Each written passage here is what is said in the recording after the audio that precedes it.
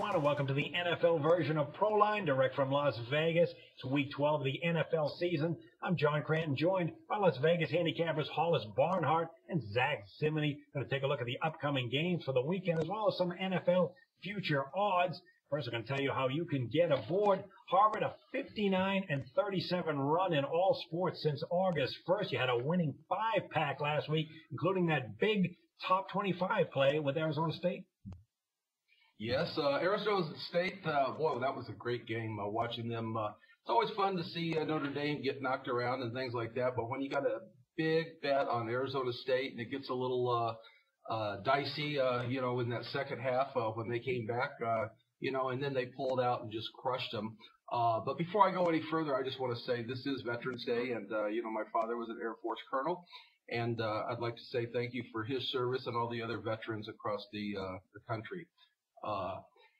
The promo five games went 3-2.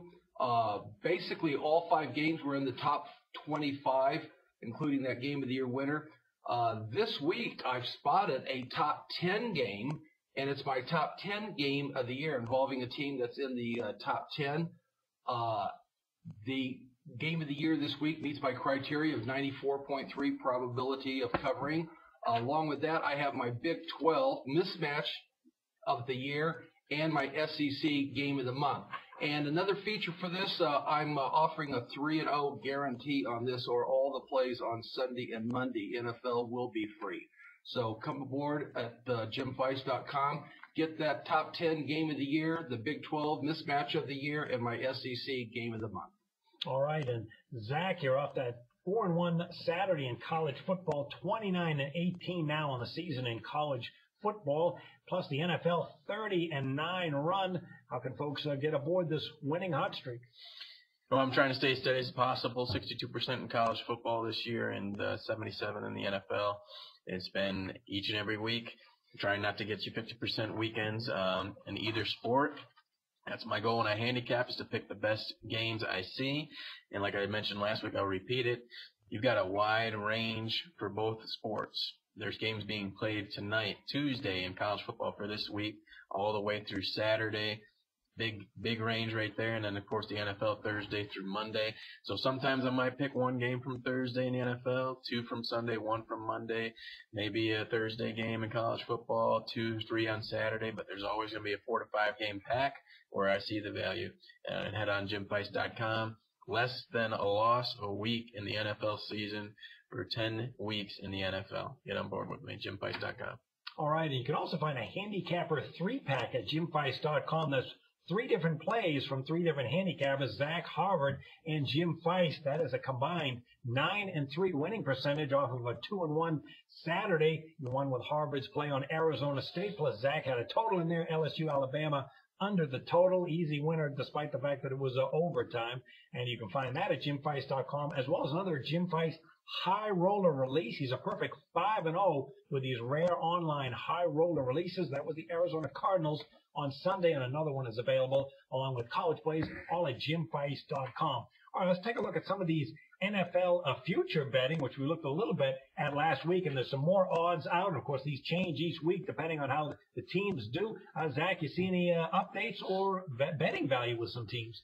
Well, this week we're going to discuss matchups, or at least my part of the segment, since I think I delved a little bit on some teams I would like to play for future bets. But matchups, you can also, it's very, very tough to obviously pick both sides to the Super Bowl. So you're going to find currently the best odds out there is almost 10-1 with Denver versus Seattle, just because of the mathematical probability of hitting 2 teams is near impossible, but it can be done, especially this time of year.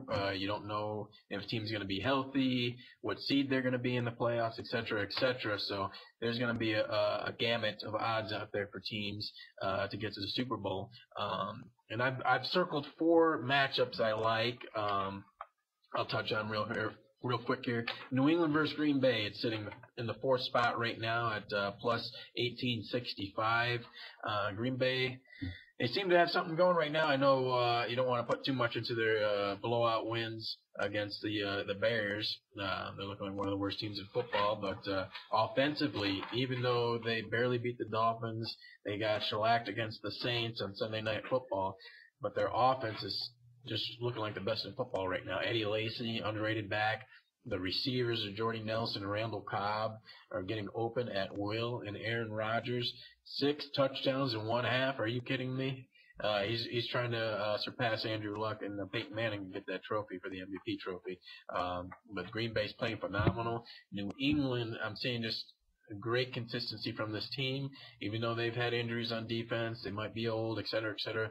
They're winning with balance on both sides of football. I think they're the best balanced team in football right now and have a great winning streak to showcase that. So plus 1865 would be a good one for me there. Right behind that is almost plus 2,000, 20-1 odds. Denver versus the Arizona Cardinals. I'm not giving up on Arizona just yet. I couldn't believe the headline I saw on ESPN.com yesterday when it was titled Arizona may still win Arizona still has a chance to win the NFC division, their division, and I'm like, at 8-1, of course they have a chance to win their division. They're 8-1. They're gonna make the playoffs. They of course they still have a chance. You saw Drew Stanton come in and deliver a great throw. They were behind in that game. I think if Carson would have stayed in the game, they probably would have lost the game. Stanton gave him an ignition in that game. He's more mobile, which St. Louis exposed Carson Palmer because he couldn't move in the pocket, and that really hindered Bruce Arians' game plan against the Rams. So I don't see anything changing with that Cardinals team. They're going to have some suspended players coming back soon on defense, and I think they're just going to get better with the way their coaching staff is game planning games. In Denver, of course, we know about Peyton Manning. I just don't know if I can trust him in the playoffs, so that's the only matchup I like because of just Arizona's value right now, and plus the Super Bowl in Glendale, Arizona. And this is my last two. I won't really comment on length on these two, but Patriots versus the Eagles is sitting at 35-1. It's incredible odds right there. And then the long shot Colts versus the Eagles at 66-1. Andrew Luck versus Chip Kelly's humming offense there. Yeah, last time Arizona made it to the Super Bowl 5 years ago, they actually used 2 quarterbacks. Those 2 back-to-back years with Leinart and Kurt Warner, and it'll be kind of ironic that if they get there again or NFC title game, it'll be because of the production of 2 quarterbacks. But the matchup that I'll look at is one that I'll stick with from back in August. I thought the Patriots and the 49ers had the best chance of meeting in the Super Bowl. They both got off to shaky starts, but have begun to turn things around. And right now, those odds are 39-1, and it doesn't seem that unreasonable. So I'll still stick with that as a reasonable possibility. However, what do you see out there in the NFL? Well, like you guys have said, it's anybody's guess. The Arizona, what a mission they're on. Their mission started when they were left out of the playoffs last year. This is not something they just found themselves winning and all of a sudden they got extra motivation because they're 8-1. When they got left out last year, I mean, it was a mission all the way through. And the topping of that mission was going to be that they were going to get to play in their own house this year. The Super Bowl is down in Arizona. So, I just hope that Stanton can lead them, without any drop off. I'm a big Carson Palmer fan, and my hat's off to you. Good luck in your rehab. The Philadelphia Eagles, who could not like them?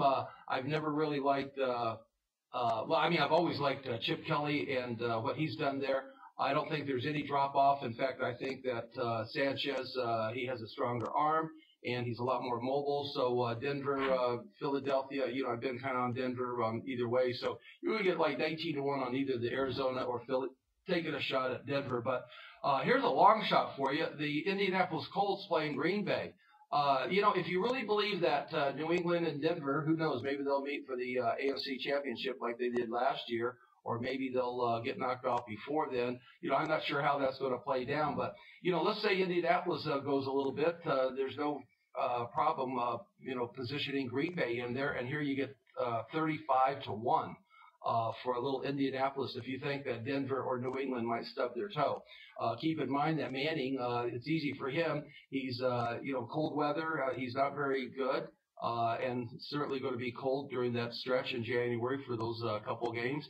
And then New England at any given time, I remember that Brady, even though he's experienced, I mean, he is getting a little older, and no telling what happens in that cold weather also. But Indianapolis, Andrew Luck, you're going to get every bit of somebody that is just absolutely fantastic. He has the heart, he has the will, he has the arm.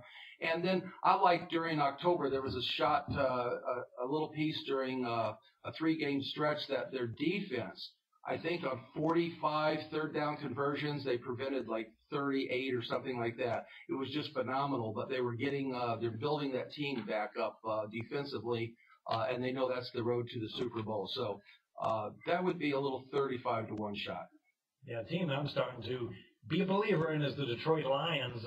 You need great defense in the playoffs, whether you're home or on the road. This team is just a powerhouse on D, third against the pass, second against the run. Passing offense is getting healthy, and they're still top 10 now. And here they're at 19-1 to win the Super Bowl, leaning a little bit with some value there. And, also on that Detroit team, I've seen this happen many times when you lose 2 good starters, and you're forced to play without them, and it gives everybody a deeper sense of responsibility in their own position. And when they lost, Reggie Bush and then Calvin Johnson, but yet they continued to win, that does nothing except rocket them to the next dimension into winning and believing. Now, keep in mind, I think the last 3 games that they've won have all won in the last 2 minutes, so they got to quit doing that. But then again, you throw a little adversity at some team, and then they come out on top because they can pull it off in the last 2 minutes. That also is part of that molding. So when you see Detroit going forward in January in the playoffs, and you think, wow, maybe having those 2 guys off for a little bit gelled that team a little bit more, and winning those close games, that throws you right into that getting that experience of winning a close, tight game, and it sends a shot of confidence up you. Yeah, and they held the Packers to 7 points early in the year. That was quite an eye-opener.